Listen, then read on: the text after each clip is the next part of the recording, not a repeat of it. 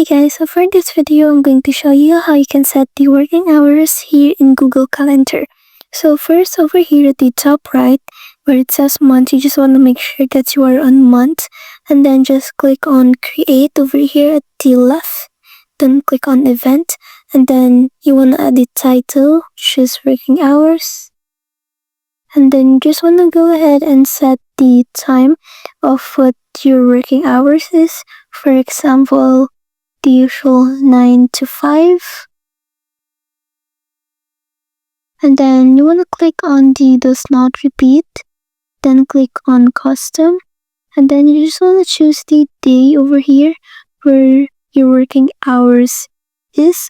For example, Monday, Tuesday, Wednesday, Thursday, Friday, and except for the weekends, and then just click on done, then click on save, and it will appear here.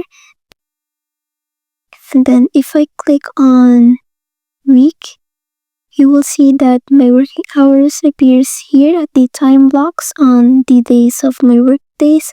So the next time that I add a task or an event here in Google Calendar, I cannot put any events over here during these times because it's my working hours. So that's it. Thanks for watching.